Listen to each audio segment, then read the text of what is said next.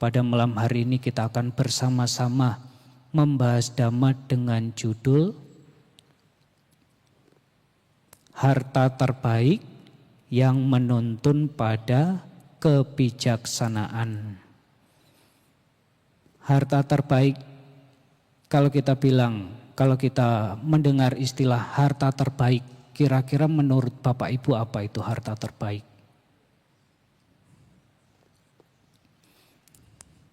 Apa? Apa harta terbaik seseorang? Sehat, kesehatan. Kalau di dalam Dhammapada disampaikan arogya paramanglaba. Kesehatan itu adalah keuntungan yang paling besar. Pertanyaannya adalah harta terbaik seseorang. Apa itu harta terbaik seseorang? Kebajikan. Di dalam Nidhi Kanda Sutta, kebajikan itu disebut sebagai harta sejati. Lalu apa itu harta terbaik seseorang? Nah, nanti kita akan pelajari. Sebetulnya yang ingin Bante sampaikan pada malam hari ini adalah satu pembahasan atau satu ulasan dari tanya jawab atau dialog yang dilakukan oleh Sang Buddha dengan sesosok yakha. Ya, sesosok yakha namanya adalah Yakha Alawaka. Ya, tadi pagi juga ada yang bertanya, Bante, harta terbaik seseorang apa? Apa coba? Beberapa waktu lalu Bante pernah sampaikan pada saat dana makan. Nah, nanti coba dicari sendiri. Ya, Bapak Ibu Saudara sekalian, kita akan membahas Dhamma terkait dengan harta terbaik seseorang yang membawa atau menuntun pada kebijaksanaan. Nah, kebijaksanaan ini yang kita sering sebut juga sebagai kebijaksanaan pandangan terang, yang merupakan cara, yang merupakan jalan yang mengarah pada akhir penderitaan. Dan ini yang menjadi tujuan kita sebagai umat Buddha. Ya, tujuan kita sebagai umat Buddha bukan sekadar bisa lahir di alam surga. Kenapa Bante? Kelahiran di alam surga meskipun usianya panjang, jangka waktu hidupnya panjang, tapi masih dalam lingkup samsara. Masih dalam lingkup 31 alam kehidupan. Selama masih ada kehidupan, selama masih ada kelahiran, di situ masih akan ada potensi menderitanya. Oleh karena itu, kalau Anda bingung, kalau Anda ragu, kalau Anda bimbang, kalau ditanya kenapa jadi umat Buddha dan apa tujuan Anda menjadi umat Buddha, tujuan saya menjadi umat Buddha adalah untuk mengakhiri siklus penderitaan.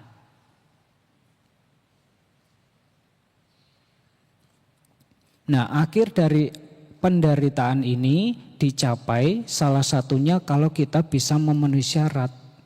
Syaratnya apa? Kalau kita punya harta yang terbaik ini. Dari sisi pandang Sang Buddha, dari sisi pandang ajaran Sang Buddha, ternyata harta yang terbaik itu bukan sekadar harta benda materi begitu ya. Kalau Anda bilang harta terbaik seseorang apa? Keluarga misalkan. Harta terbaik seseorang apa? Ya, keluarga atau saudara begitu. Kalau itu harta terbaik, kenapa kadang-kadang Anda sedih? Kenapa kadang-kadang Anda menderita? Kenapa menderita? Itu loh suami saya itu loh Bante. Kalau itu dibilang harta terbaik, semestinya mengarahkan, membawa, menuntun pada kebahagiaan. Ya. Nah, jadi Bapak Ibu Saudara sekalian, yang ingin Bante sampaikan ini adalah satu khotbah Sang Buddha yang ada di dalam Sangyutta Nikaya, kelompok tentang Yakha Sangyutta, khotbah terakhir dari Yakha Sangyutta, yaitu Sangyutta Nikaya 10.12. Nah, ini umat Buddha sudah pandai-pandai. Begitu Bante sebutkan sutanya, apalagi nomornya, langsung dicari, langsung ketemu, Bu. Ya, nah, Alawaka Sutta, khotbah ini disampaikan oleh Sang Buddha kepada Yakha Alawaka. Yakha itu sebetulnya adalah termasuk bagian dari makhluk dari alam dewa. Alam dewa mana, Bante? Alam dewa Catu Maharajika. Ya, Catu Maharajika kita kenal Catu artinya 4. Catu Maharajika 4 Maharaja. Atau Catu Maharajika itu adalah makhluk dewa yang disebut sebagai 4 raja dewa. Nah, setiap rajanya itu punya pelayan. Ya, punya pelayan. Nah, salah satu pelayannya itu adalah Yakha. Nah, salah satunya adalah Yakha Alawaka.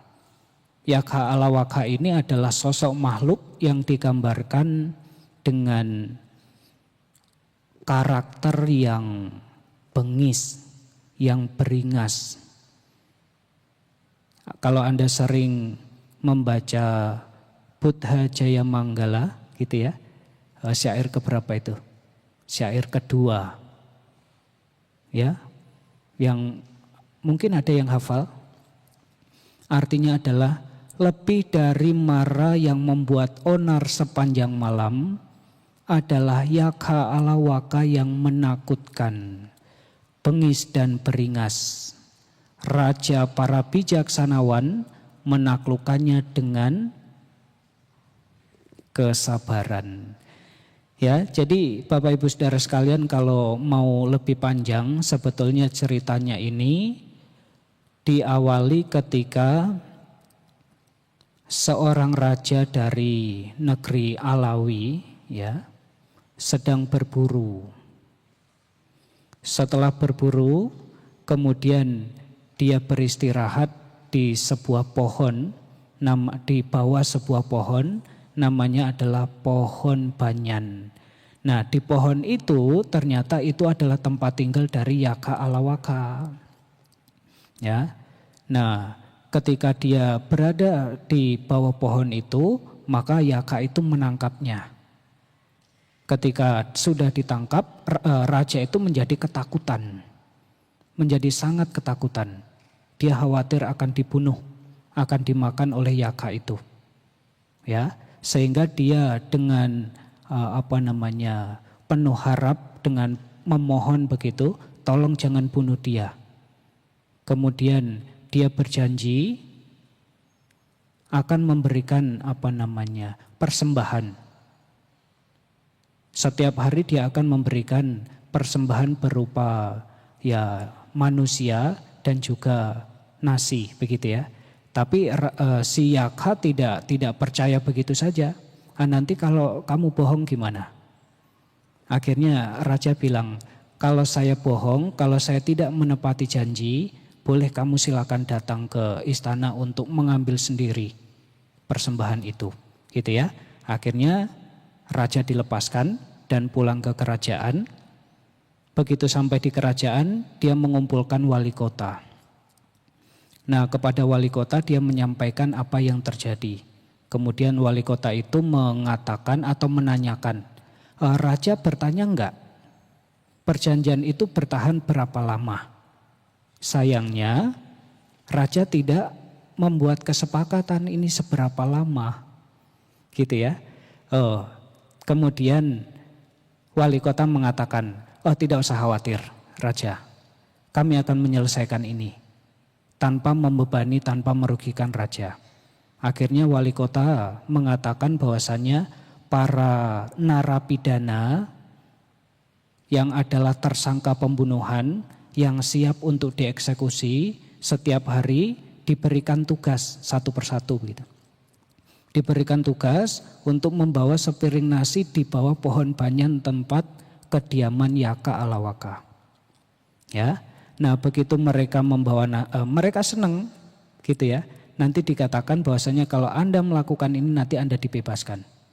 Nah, mereka melakukan itu, ternyata begitu sampai di pohon banyan ya dimakan oleh Yakha Alawaka. Satu persatu seperti itu, satu persatu seperti itu. Lama-lama narapidana yang merupakan tersangka pembunuhan ini habis. Kemudian berganti tersangka pencurian. Satu persatu ya lama-lama juga habis. Ya kalau di teks itu dikatakan ini berlangsung selama 12 tahun. Dari tersangka, para tersangka, kemudian orang tua, kemudian bahkan anak kecil sampai dengan bayi-bayi itu habis. Hingga yang tersisa adalah putra dari raja. Nah karena putra dari raja yang tersisa ya anak kecilnya itu atau bayinya itu, kemudian raja dengan terpaksa ya sudah mau gimana lagi. Sehingga permaisuri raja juga pada sedih. Nah tetapi kemudian Sang Buddha seperti biasa setiap pagi itu akan melihat dengan Buddha Cakhu, mata Budanya, untuk mengetahui orang-orang yang perlu ditolong. Dan kadang-kadang juga orang-orang yang batinnya sudah matang dan siap atau ya bisa ketika mendengarkan Dhamma, dia berpotensi untuk mencapai tingkat kesucian. Dan ternyata Sang Buddha mengetahui bahwasannya Pangeran Alawi ini ya punya karma baik. Dia bisa mencapai tingkat kesucian Anagami. Sementara Sang Buddha mengetahui itu, kemudian Sang Buddha dari Jetawana di Sawati, kemudian menuju ke tempat kediaman Yaka Alawaka. Setelah sampai di sana, Sang Buddha disambut oleh para pelayan dan sebetulnya Sang Buddha sudah diperingatkan. Majikannya yaitu Yaka Alawaka itu sangat bengis. Siapapun yang datang di sini pasti akan dibunuh. Dia sangat kejam. Sudah diberikan nasihat, tapi Sang Buddha malah memberikan dhamma kepada para pelayannya hingga akhirnya Sang Buddha dipersilakan untuk masuk ke dalam, bahkan duduk di singgasana yang biasa menjadi tempat duduknya Yaka Alawaka. Nah, Yaka Alawaka mengetahui bahwasannya Sang Buddha ada di tempat kediamannya. Kemudian dia pulang dan setelah sampai di sana, ya memberikan atau menyerang Sang Buddha dengan berbagai serangan, tetapi juga mental. Hingga pada akhirnya dia menyuruh, "Hei petapa, keluarlah." Gitu ya. Sang Buddha ditantang seperti itu. "Hei petapa, keluarlah." Sang Buddha keluar. Kemudian setelah keluar sampai di luar, "Hei petapa, masuklah." Sang Buddha masuk. Sang Buddha menuruti apa yang diisyaratkan, diinstruksikan oleh Yaka. Setelah masuk, "Hei petapa, keluarlah." Keluar lagi untuk kedua kalinya. Kemudian petapa, masuklah. Sang Buddha nurut masuk. Untuk ketiga kalinya, petapa, keluarlah. Keluar juga. Kemudian petapa, masuklah. Sang Buddha juga masuk. Nah, dari sini kita bisa memahami bagaimana kesabaran Samma Sambuddha menghadapi Yaka Alawaka, gitu ya. Nah, setelah 3 kali, begitu sampai di dalam, masih disuruh petapa, keluarlah. Apa yang disampaikan oleh Sang Buddha? Seperti biasa, Sang Buddha tidak akan mengulang pertanyaan, tidak akan mengulang hal yang disampaikan itu lebih dari 3 kali. Begitu kali yang keempat, beliau mengatakan, "Saya tidak akan keluar. Oleh karena itu, silakan lakukan apa yang ingin kamu lakukan." Baiklah, kalau begitu, saya akan mengajukan beberapa pertanyaan kepadamu. Kalau kamu tidak bisa menjawab, saya akan membuatmu gila. Saya akan memecahkan jantungmu. Saya akan mencengkram kakimu dan melemparkan kamu ke seberang sungai Gangga sana. Sang Buddha mengatakan, saya tidak pernah melihat satu makhluk pun, apakah itu Brahma, dewa, petapa, brahmana, bahkan manusia, siapapun di dunia ini yang mampu untuk dapat membuat Sang Buddha gila, yang bisa membuat, yang bisa menghancurkan atau memecahkan jantung beliau, apalagi mencengkram kaki beliau dan melemparkannya ke seberang sungai Gangga, gitu ya. Tapi meskipun demikian, silakan ajukan pertanyaanmu, gitu. Jika kamu ingin bertanya, silakan sampaikan pertanyaanmu. Nah, pertanyaan yang pertama yang diajukan oleh Yakha Alawaka. Nah, jadi sebetulnya Bapak Ibu kalau kita membaca sutta secara keseluruhan, pertanyaan yang diajukan oleh Yakha Alawaka ini cukup banyak. Ya, ada sekitar 12 atau 13 pertanyaan. Tapi Bante ambil satu bait saja yang terdiri dari 4 pertanyaan. Ya, pertanyaan yang pertama adalah King Sudha Witang Purisasa Sedang. Apakah harta terbaik seseorang?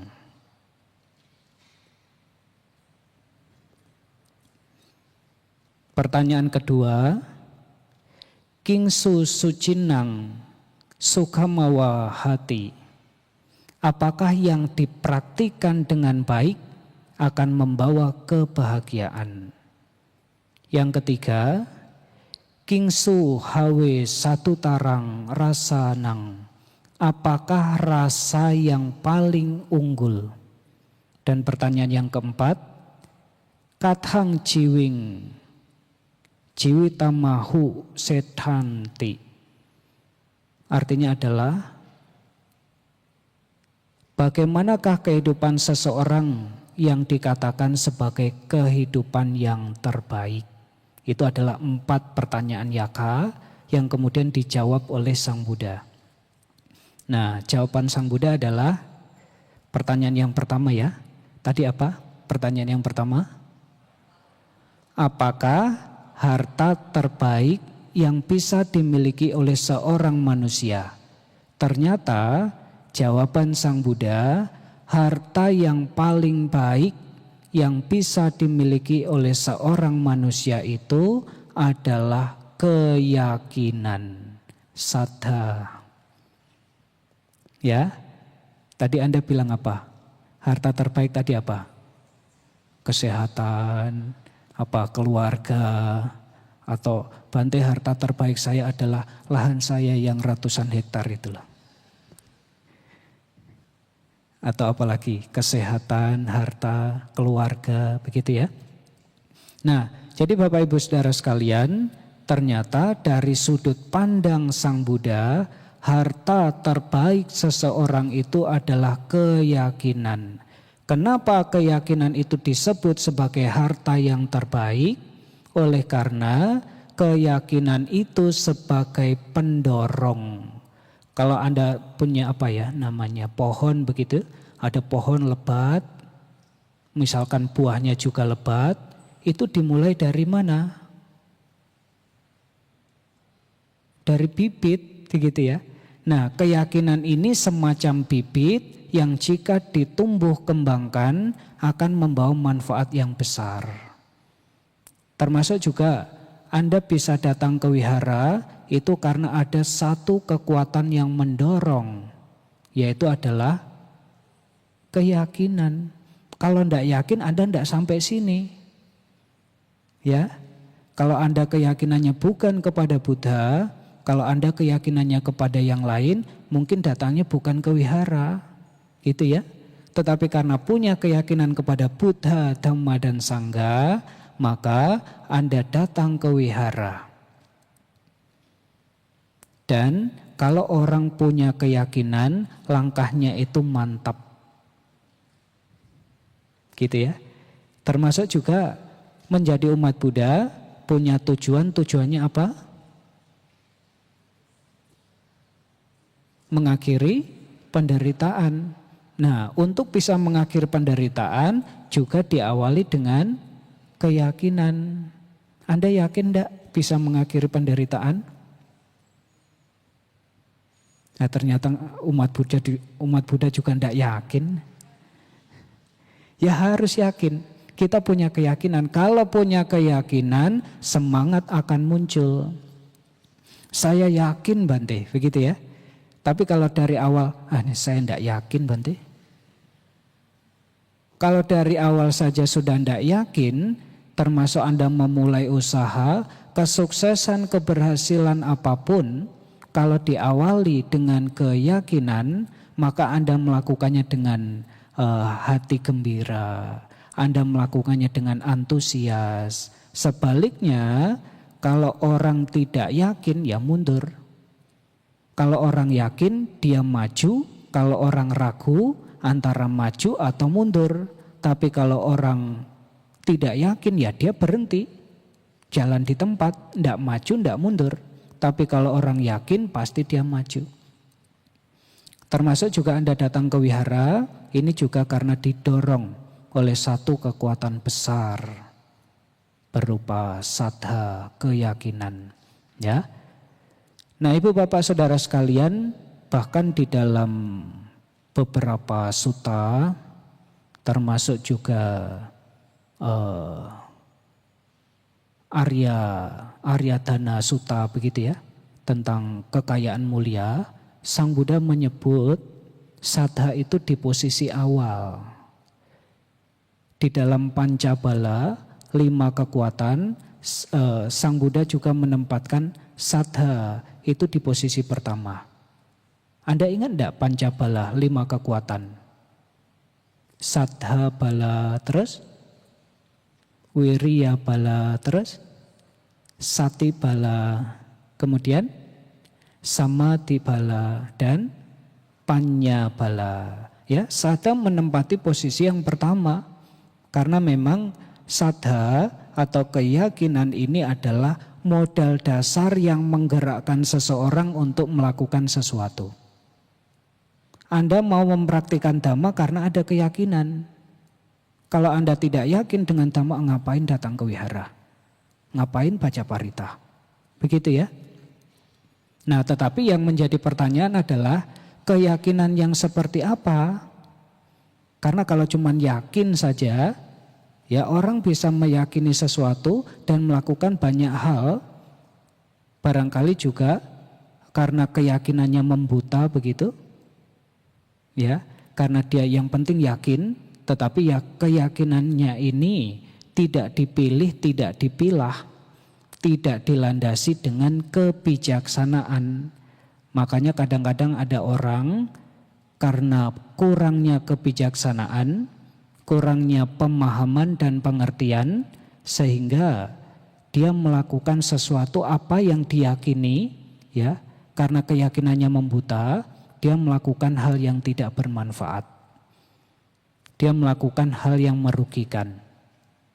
Dia meyakini, misalkan, kalau saya melakukan ini, nanti saya meninggal masuk surga ketemu 72 bidadari. Dia punya keyakinan? Enggak punya. Tetapi apakah dilandasi dengan kebijaksanaan? Dia memilih, dia memilah mana yang baik, mana yang buruk, tidak. Ya, maka dari itu Bapak Ibu Saudara sekalian, yang menjadi pertanyaan, keyakinan yang seperti apa Bante yang bisa menuntun pada kebijaksanaan adalah keyakinan yang didasarkan pada pengertian yang benar, sehingga dia bisa memilih mana yang baik untuk dikembangkan, mana yang buruk untuk ditinggalkan. Keyakinan kepada siapa? Keyakinan kepada Buddha, Dhamma, dan Sangha. Yakin kepada mereka, itulah yang disebut sebagai harta yang terbaik bagi seseorang. Ya, itu yang pertama. Nah, kemudian sekarang kita lanjutkan karena ini sebetulnya juga runtut ya. Ini runtut. setelah mengetahui bahwasannya harta terbaik seseorang itu adalah keyakinan, dan karena punya keyakinan kita masuk pada pertanyaan dan jawaban yang kedua. Praktik apakah yang jika dilatih dengan baik akan membawa kebahagiaan? Jawaban Sang Buddha adalah dhamma yang dipraktikan dengan baik akan membawa pada kebahagiaan. Ya, karena Bapak Ibu punya keyakinan kepada Buddha sebagai guru agung, maka kita akan mau bersedia dengan senang hati, dengan penuh semangat, dengan antusias untuk menjalankan dhamma. Gitu ya. Tapi kalau Anda tidak punya keyakinan kepada Buddha, malas untuk menjalankan dhamma. Karena ada keyakinan, maka kita tergerak, terdorong untuk melaksanakan dhamma. Ya, karena dhamma ini kan juga luas, meliputi dana, sila, samadhi, panya, belum turunan-turunannya begitu ya. Nah, karena punya keyakinan kepada Buddha, maka kita mau menjalankan dhamma. Kalau saya mempraktikkan dhamma, salah satunya adalah pengertian terhadap hukum kamma misalkan. Kalau saya melakukan hal yang baik, manfaatnya apa? Kalau saya melakukan hal yang buruk, ini dampaknya apa? Gitu ya. Kalau saya berdana, apa yang akan saya dapatkan? Kalau saya misalkan melanggar sila, apa yang akan saya dapatkan? Apa yang akan saya peroleh sebagai akibatnya? Tapi kalau seandainya saya menjalankan sila dengan baik, apa yang akan saya dapatkan sebagai manfaat begitu? Kalau saya menjalankan samadhi, kalau saya menjalankan panya juga sama. Begitu ya. Nah, kenapa kita bisa mempraktikkan dhamma dengan baik? Kenapa kita bisa pada akhirnya memperoleh manfaat dari dhamma? Karena diawali punya keyakinan. Ya, maka yang pertama tadi ini kemudian runtut masuk kepada yang kedua. Karena ada keyakinan, maka kita akan mempraktikkan dhamma dengan baik. Kalau dhamma yang dipraktikkan dengan baik, itu akan membawa pada kebahagiaan. Tapi kalau kita dalam kehidupan sehari-hari, kita tidak hidup sesuai dengan dhamma, maka ya hidupnya susah. Kalau pikirannya buruk, kalau pikirannya dikuasai, dicengkram, diliputi oleh keserakahan, hidupnya bahagia enggak? Anda tinggal di tempat yang mewah, rumahnya sudah bagus, rumahnya sudah serba kecukupan begitu, rumahnya. Tapi kalau batinnya rasanya enggak cukup, bahagia enggak? Nanti kasih contoh, kalau misalkan ada dua orang, yang satunya orang desa, tinggal di desa, rumahnya ya apa adanya begitu. Dia juga makan secukupnya, misalkan makan nasi, yang penting ada lauk, pakai kerupuk, pakai sambal, dan dia cukup, dia puas dengan itu. Dibandingkan dengan orang yang tinggal di kota, di rumah yang mewah, makanannya juga kalau enggak KFC enggak maulah Bante. Ya misalkan dia sudah ada nasi goreng, sudah ada barangkali kue tiaw atau cai pao atau apa begitu ya. Tapi batinnya ini diliputi oleh kekurangan, enggak cukup. Kalau enggak ini enggak mau. Mana yang lebih bahagia? Yang lebih bahagia adalah yang bisa merasa puas, yang batinnya sudah merasa cukup. tidak dikuasai, tidak diliputi oleh keserakahan. Begitu juga kalau batin yang diliputi, dikuasai oleh kebencian, hidupnya juga tidak bahagia.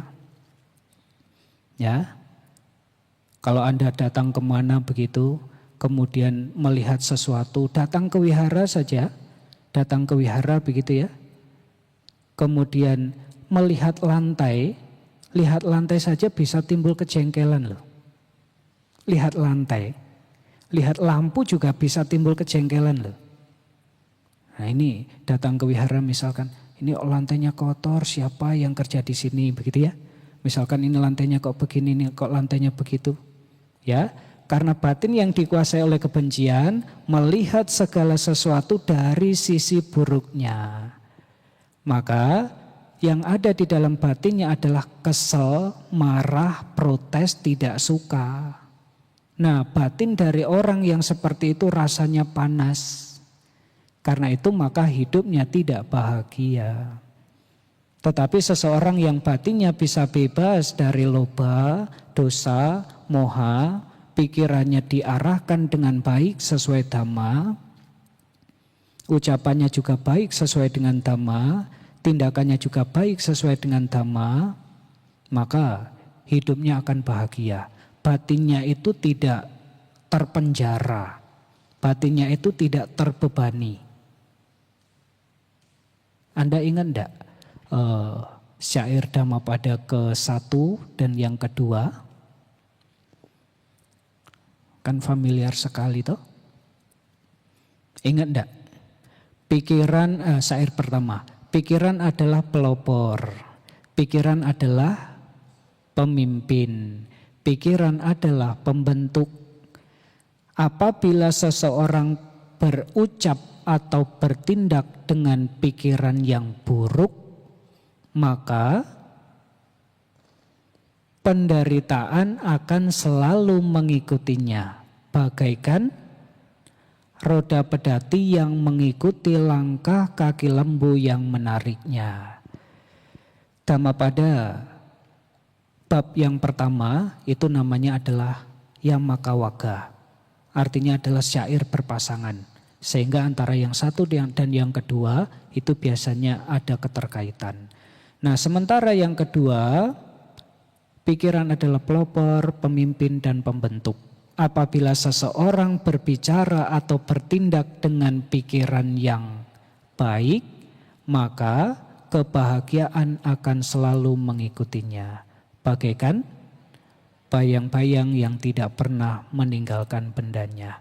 Ya, dengan perumpamaan yang berbeda. Kenapa yang pertama diumpamakan seperti lembu yang menarik pedati, sementara yang kedua diumpamakan seperti bayang-bayang yang tidak pernah meninggalkan bendanya? Kenapa? Lembu yang menarik pedati, yang menarik kereta, kira-kira terbebani tidak? Terbebani, berat. Nah, itulah akibat dari keburukan. Sementara buah atau akibat dari kebaikan, meskipun dia selalu ikut, tidak pernah membebani pelakunya. Itulah Bapak Ibu, maka ketika kita dapat mengembangkan atau melatih diri, mempraktikkan dhamma dengan baik, maka ini akan mengarah pada kebahagiaan.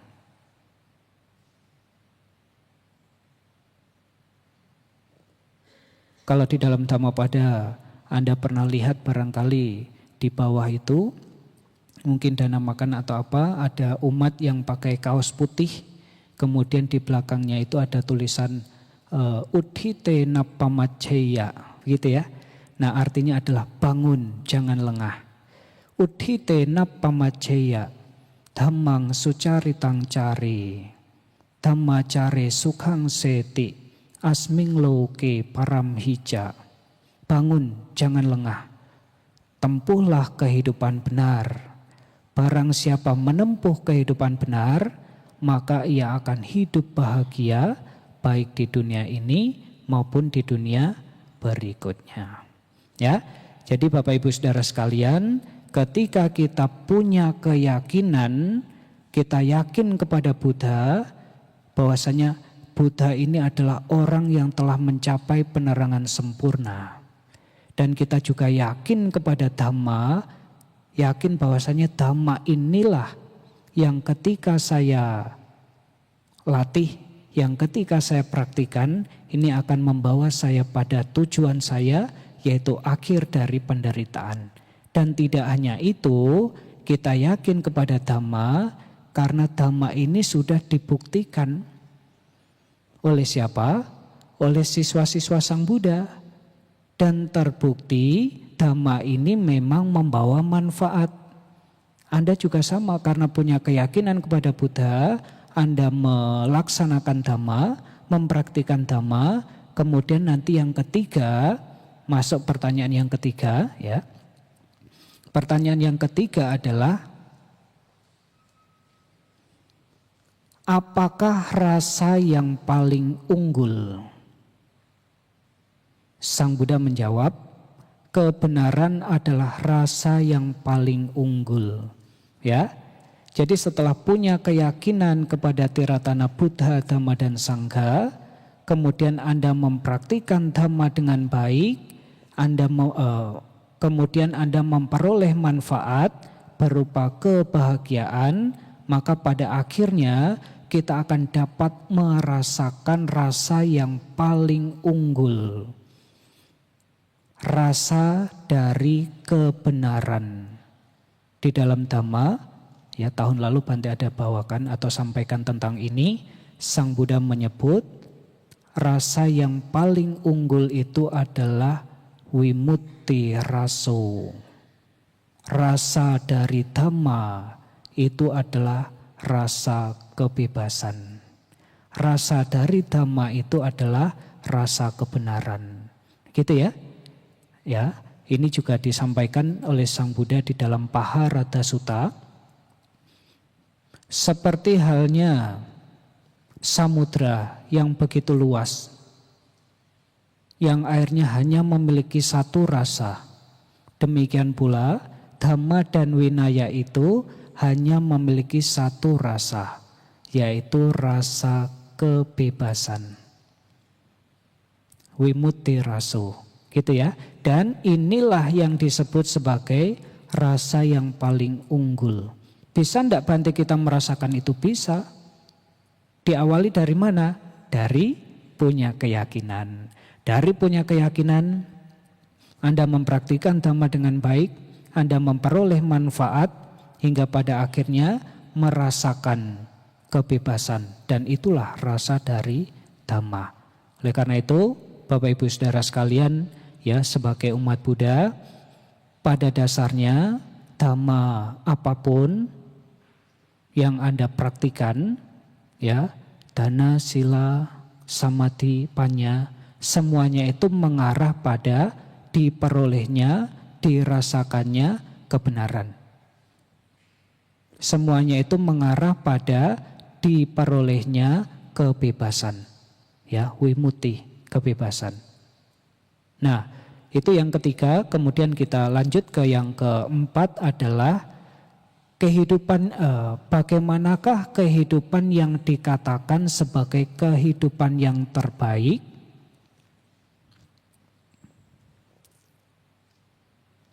Apa tadi jawaban Sang Buddha?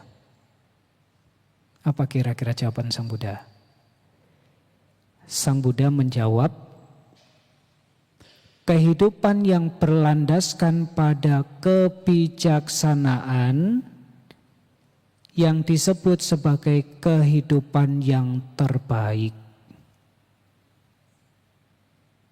Maka kalau kita menjalankan kehidupan dengan kebijaksanaan, kita akan bisa memilih, kita akan bisa memilah mana yang baik, mana yang buruk.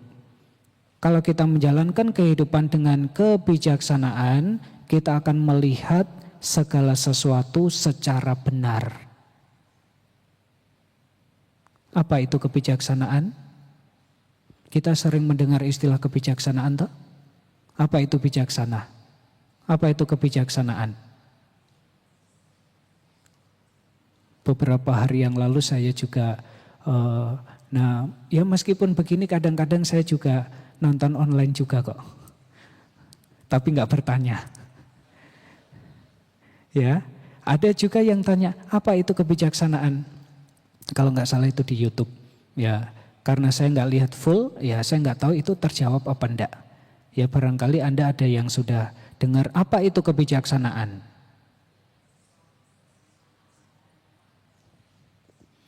Kebijaksanaan adalah kemampuan dalam melihat segala keberadaan secara sebenarnya, secara apa adanya. Melihat yang buruk sebagai buruk, melihat yang baik sebagai baik. Melihat yang benar sebagai benar, melihat yang salah sebagai salah. Melihat apa yang anicca sebagai anicca. Melihat yang dukkha juga sebagai dukkha. Melihat yang anatta juga sebagai anatta. Melihat yang asubha juga sebagai asubha. Karena kalau kita punya pandangan salah di dalam salah satu khotbah Sang Buddha, itu ada yang disebut sebagai wipallasa. Wipallasa itu artinya adalah pembelokan pandangan atau pandangan salah.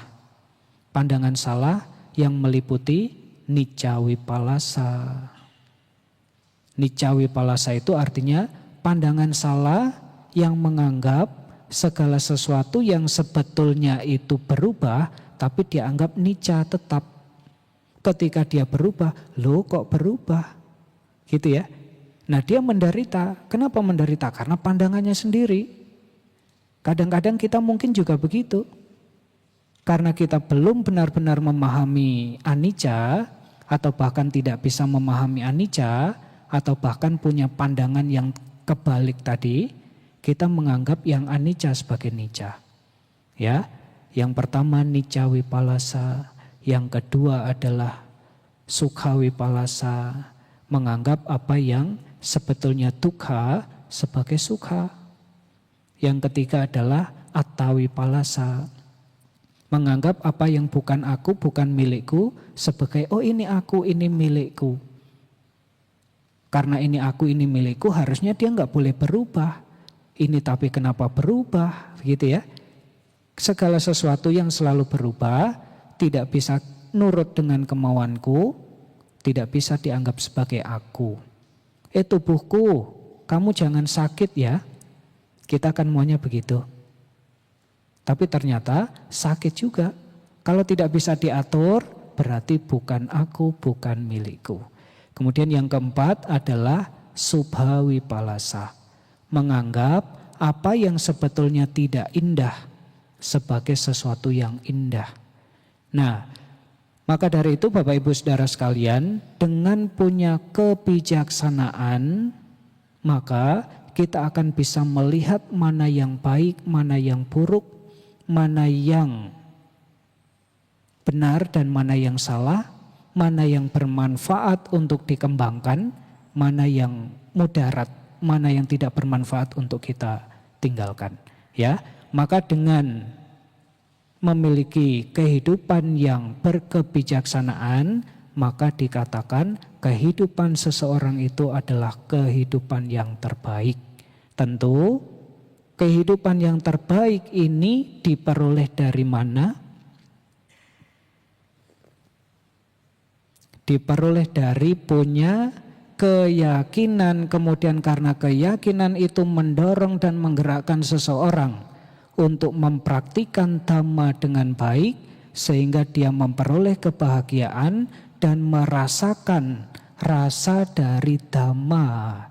Merasakan rasa dari dhamma berupa kebenaran atau kebebasan, dan pada akhirnya kalau keyakinan ada, praktik dhamma ada, merasakan manfaat dari praktik dhamma, kebijaksanaannya juga akan berkembang.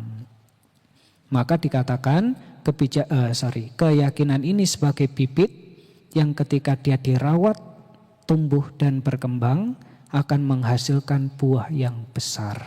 Ya, maka dari itu Bapak Ibu Saudara sekalian, apa yang ingin Bante sampaikan pada malam hari ini sehubungan dengan judul yang kita pelajari, yaitu harta terbaik yang menuntun pada kebijaksanaan. Sudah terjawab ya? Harta terbaik yang menuntun pada kebijaksanaan ternyata apa? Keyakinan. Ya, tidak masalah Anda punya harta benda dan lain sebagainya, tetapi juga kokohkan keyakinan. Tapi juga mantapkan keyakinan. Karena dengan keyakinan yang kokoh, maka seseorang disebut dia tidak miskin. Ya. Kalau Anda pernah baca Parita Awamanggala, ada satu gata namanya adalah Aryadhana gata. Kalimatnya diawali dengan Yasasaddha tathagate acala supatidhita dan seterusnya. Kemudian baris berikutnya adalah adaliddo titang ahu amogantas sajiwitang.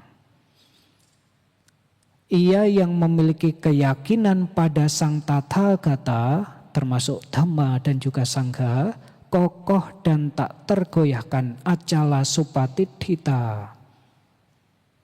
Adaliddo titang ahu, ia tidak miskin, amogantas sajiwitang, hidupnya penuh manfaat.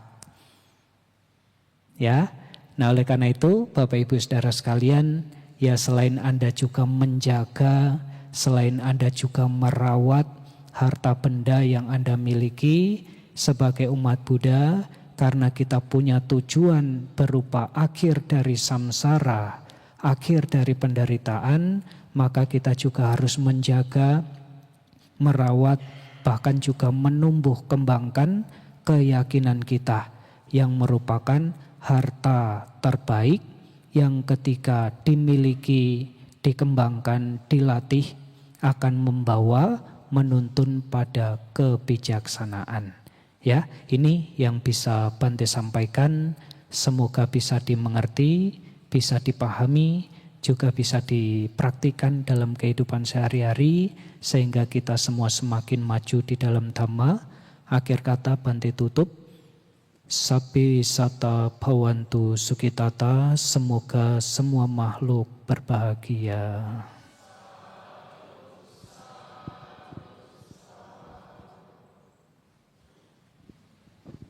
Baik, ini masih ada sisa sekitar 10 menit. Apabila dari Rama Ramani, Upasaka Upasika, Bapak Ibu atau saudara-saudari yang hadir pada malam hari ini, jika ingin mengajukan pertanyaan, maksimal 2 pertanyaan.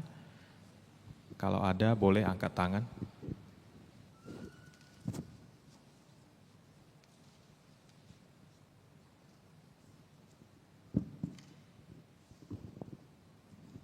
Wandami Bante, izin bertanya Bante. Bante, dari pengalaman saya, mengapa sada itu tidak bisa kita tularkan? Meskipun kita sudah mencontohkan, mempraktekkan, tapi kepada anggota terdekat keluarga kita tidak mampu menularkan. Terima kasih Bante.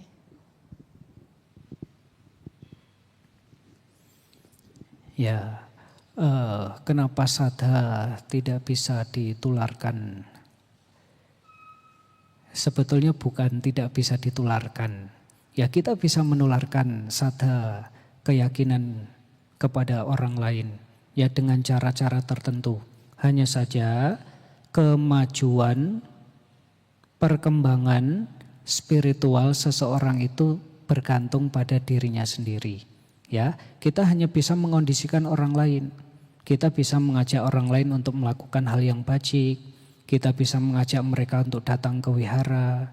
kita bisa mengajak mereka untuk baca parita, kita bisa mengajak mereka untuk bermeditasi, tetapi bergantung kembali pada dirinya masing-masing. Ya, oleh karena itu bukan sadha tidak bisa ditularkan, tetapi perkembangan kualitas batin seseorang memang bergantung pada dirinya sendiri. Ya, lalu apa yang bisa kita lakukan Bante, terutama kepada sanak keluarga, sanak saudara kita? Ya, kita bisa kondisikan mereka. Ya, terutama barangkali yang sudah cukup tua begitu ya, yang sudah berumur, barangkali kalau diajak ke wihara sudah jalannya susah dan lain sebagainya, kita bisa kondisikan dengan diputarkan audio ceramah dhamma, lagu Buddhis lah paling tidak. Ya, paling tidak lagu Buddhis. Nah, ini juga anak-anak kecil yang ada di sekolah minggu begitu ya. Nah, itu juga enggak apa-apa, enggak harus setiap minggu yang diajarkan, ya bukannya enggak boleh. Anak kecil diajarkan bahasa Mandarin boleh. Ya. Tapi kadang-kadang Bante setiap akhir bulan begitu, Bu. Setiap akhir bulan Bante masuk ke sekolah minggu untuk mengisi ulang tahun begitu ya. Nah, sebelum Bante baca parita, ayo anak-anak nyanyi dulu. Nanti setelah nyanyi Bante baru baca parita. Ya, saya ajak nyanyi, coba nyanyi lagu anak yang baik. Tidak ada yang bisa. Ayo nyanyi lagu bendera Buddhis. Bendera Buddhis berapa kalimat? Tidak ada yang bisa. Jadi anak-anak kita ini diajarkan apa dong selama ini? Gitu ya. Itu sebetulnya juga dhamma, hanya saja dikemas melalui lagu. Nah, kalau lagu itu menyenangkan bagi anak-anak, kenapa tidak? Gitu ya. Dan kalau lagu itu kita bisa dengarkan dengan sungguh-sungguh, dengan penghayatan, dengan perenungan, begitu, ya itu juga bisa menumbuhkan keyakinan. Ya, menumbuhkan keyakinan. Nah, barangkali kalau misalkan itu benar-benar direnungkan, bukan hanya keyakinan yang muncul, bukan hanya keyakinan yang tumbuh, kebijaksanaan. Ya, kebijaksanaan ada 3 toh? Ada 3 jenis toh? Ada berapa? Kebijaksanaan ada berapa jenis? Menurut cara memperolehnya ada 3. Yang pertama adalah sutta, maya, panya. Kebijaksanaan yang diperoleh dari mendengar atau membaca. Yang kedua adalah cinta mayapanya. Cinta mayapanya itu adalah kebijaksanaan yang diperoleh dari menyelidiki. Dari mendengar apa yang sudah didengar barangkali dihafal, kemudian diselidiki, benar enggak ya yang Bante sampaikan hidup ini anicca? Benar enggak ya bahwasanya kita punya tubuh itu dukkha? Nah, Anda selidiki. Nah, ketika diselidiki, oh ternyata benar, memang hidup ini anicca. Oh ternyata benar, dhamma ini memang membawa manfaat. Nah, pengetahuan atau kebijaksanaan yang diperoleh dengan cara menyelidiki, itu namanya cinta mayapanya. Nah, kalau dari penyelidikan itu kemudian mendorong kita untuk melakukan praktik secara nyata. Nah, karena praktik kemudian kita memperoleh pengetahuan, oh ternyata benar. Dengan saya mempraktikkan dhamma, dengan saya menjalankan sila, maka latihan meditasi saya menjadi lebih berkembang. Kenapa demikian? Karena sila sebagai pondasi di dalam melaksanakan samadhi. Tidak ada samadhi dalam diri orang yang tidak menjalankan sila, begitu ya. Nah, dengan demikian kita memperoleh manfaat, memperoleh pengetahuan. Nah, pengetahuan yang diperoleh, kebijaksanaan yang diperoleh dari praktik, itu namanya bhawana mayapanya. Ya, jadi Kenapa sadha tidak bisa ditularkan? Ya bukannya tidak bisa ditularkan, tetapi memang nggak bisa. Karma baik memang bisa diberi-berikan, nggak bisa. Ya, karma baik memang bisa diwakil-wakilkan, nggak bisa. Kualitas-kualitas itu ya sulit untuk kalau kita bilang ditularkan. Hanya saja kita bisa mengondisikan orang lain untuk juga memiliki keyakinan.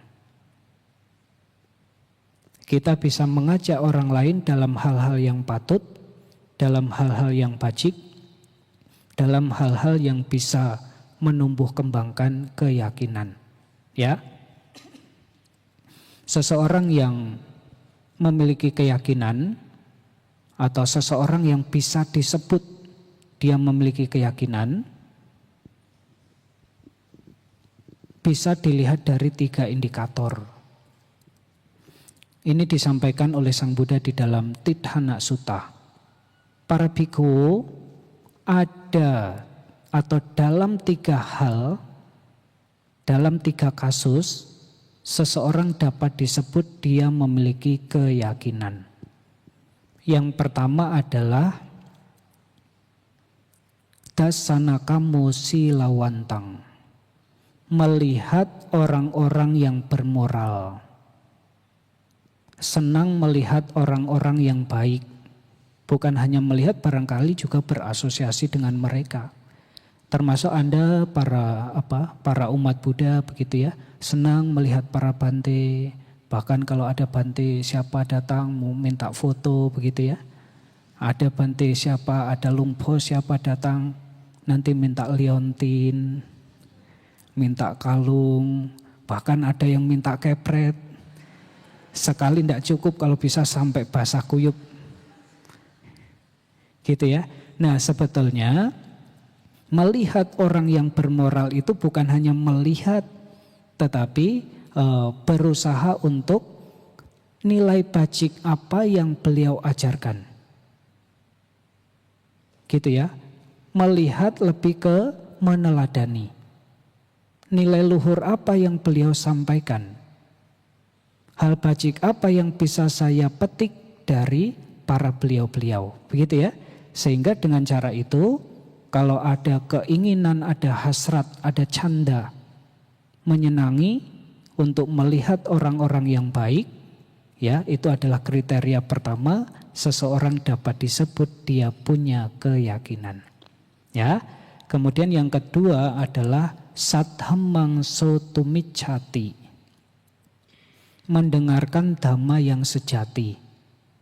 Kalau ada keinginan, ada hasrat, ada kemauan untuk ingin mendengarkan dhamma, berarti dia punya keyakinan. Ya, tetapi kalau sulit untuk mau mendengarkan dhamma, diajak mendengarkan dhamma juga sulit, berarti keyakinannya barangkali belum tumbuh.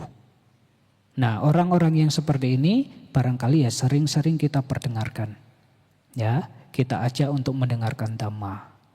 Bagi yang belum punya keyakinan, supaya keyakinannya tumbuh dengan mendengarkan dhamma.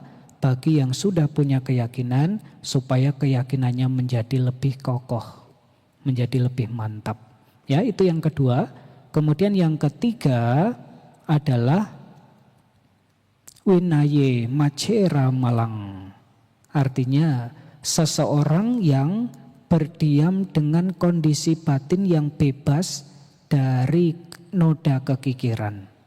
Artinya orang ini bisa disebut dia memiliki keyakinan karena dia menunjukkan indikasi bahwasannya dia murah hati, dia bertangan terbuka, dia suka memberi, ya, dia suka berbagi, dia suka menolong. Berarti dia adalah orang yang punya keyakinan. Gitu ya. Ibu ya, jadi saya rasa bukannya tidak bisa ditularkan, tetapi kita mengatakan kita bisa mengajak mereka atau mengondisikan mereka dengan cara-cara tertentu supaya yang belum punya keyakinan, keyakinannya bisa tumbuh. Ya, melalui beragam cara kita bisa perdengarkan musik-musik lagu Buddhis atau lagu Mandarin yang nuansa Buddhis begitu, boleh juga. atau diperdengarkan dengan audio ceramah dhamma, gitu ya. Kalau bisa diajak ke wihara, bagus juga. Begitu ya. Baik, terima kasih.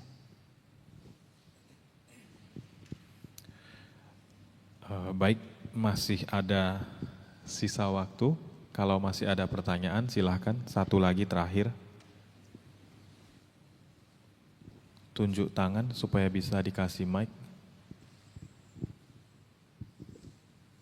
Selamat malam semuanya. Namo Buddhaya Sotihotu, Vandami Bante.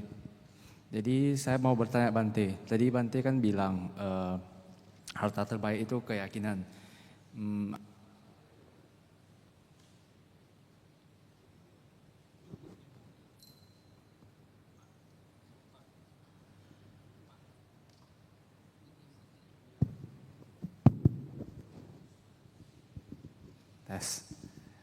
Jadi Bante kan bilang harta terbaik itu keyakinan. Jadi apa sih yang bisa membuat keyakinan itu hilang? Apa sih yang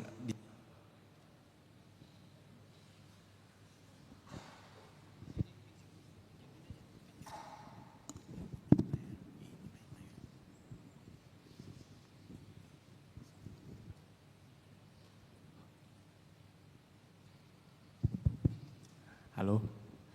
Jadi apa sih yang dapat membuat keyakinan itu hilang?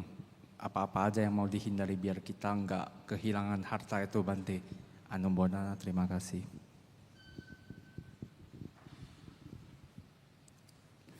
Ya, tadi disampaikan bahwasanya harta terbaik seseorang itu adalah keyakinan.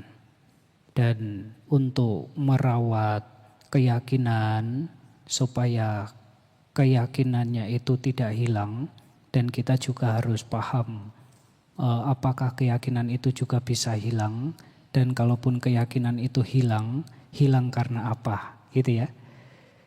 Keyakinan bisa hilang, kita katakan keyakinan itu memudar, itu karena kita tidak melaksanakan dhamma dengan baik, ya.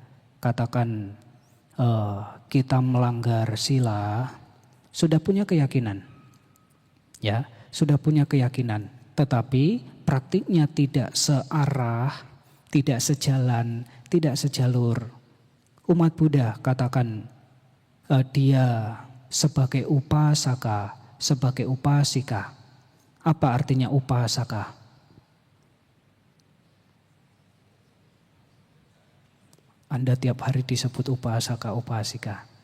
Upa itu, upasaka itu terdiri dari gabungan kata gitu ya. Upa artinya dekat. Kemudian kata dasar as artinya adalah duduk. Sehingga upasaka itu sebetulnya adalah yang duduk dekat. Duduk dekat siapa? Duduk dekat Buddha, Dhamma, dan Sangha. Artinya upasaka itu adalah seorang pria yang menjalankan kehidupannya berdasarkan pada Buddha, Dhamma, dan Sangha. Ya, kalau upasika berarti seorang wanita yang menjalankan kehidupannya berdasarkan pada Buddha, Dhamma, dan Sangha. Kadang-kadang juga seorang umat Buddha begitu, dia memiliki keyakinan kepada Tiratana Buddha, Dhamma, dan Sangha. Tapi apakah semua yang memiliki keyakinan kepada Buddha, Dhamma, dan Sangha bisa dijamin praktiknya lurus? Gitu ya. Kalau praktiknya tidak lurus, dia kemudian melanggar sila misalkan. Dia membunuh, dia mencuri, dia berbuat asusila, dia berbohong atau dia mabuk-mabukan, hingga pada akhirnya dia memperoleh akibat yang buruk dari apa yang dilakukannya sendiri, dan pada akhirnya dia mengatakan, saya sudah berlindung pada Buddha, Dhamma, dan Sangha. Tetapi kenapa saya mendapat yang seperti ini, begitu ya? Tetapi kenapa saya memperoleh penderitaan seperti ini? Hingga pada akhirnya karena keyakinannya yang sudah ada itu tapi tidak kokoh, sehingga keyakinannya menjadi pudar. Pudarnya keyakinan karena apa? Karena perilakunya sendiri sebetulnya yang tidak lurus dengan Buddha, Dhamma, dan Sangha. Ya, yang pada akhirnya membuat dirinya sendiri menderita. Punya keyakinan? Punya. Tapi apakah bisa mengarahkan pikirannya dengan baik? Belum tentu. Nah, maka dari itu supaya pikiran, ucapan, dan tindakannya lurus, apa yang harus dilakukan? Keyakinannya harus dimantapkan dulu. Ya, sehingga suatu saat kalau terjadi apapun dengan apa yang dengan kehidupan kita sehari-hari, karena keyakinannya sudah kokoh, keyakinannya sudah mantap, ya kita tidak goyah. Tetapi kalau keyakinannya belum mantap, keyakinannya belum kokoh, itu sama seperti kalau Anda melihat barangkali di pinggir-pinggir jalan, ada pohon besar. Ya, pohonnya besar, kemudian daunnya juga lebat, kemudian akarnya juga besar, ketiup angin jadi roboh. Kenapa? Nancapnya ndak dalam, begitu ya. Itu sama dengan kita punya keyakinan, ya cukup yakin saja, kurang mantap, kurang kokoh. Maka kalau sudah punya keyakinan, keyakinan ini perlu dirawat supaya menjadi kokoh, supaya menjadi mantap. Kalau sudah tumbuh, kalau sudah berkembang, ya kita perlu berikutnya adalah berusaha untuk mengarahkan pikiran, ucapan, dan tindakan itu selaras dengan Dhamma. Sehingga kalau kita sudah punya keyakinan dan mempraktikkan Dhamma dengan baik, yang kita dapatkan adalah kebahagiaan. Tetapi kalau yang kita lakukan adalah sebaliknya, seperti tadi, ya dikatakan batinnya terpenjara, batinnya tersiksa. Nah, dengan batin yang tersiksa, kalau keyakinannya tidak kokoh, tidak mantap, ya barangkali bisa membuat keyakinannya menjadi pudar. Ya, oleh karena itu, Bapak Ibu Saudara sekalian, hal-hal apa? Ya, pikiran, ucapan, dan tindakan yang tidak selaras, tidak berbanding lurus dengan apa yang diyakininya. Begitu ya.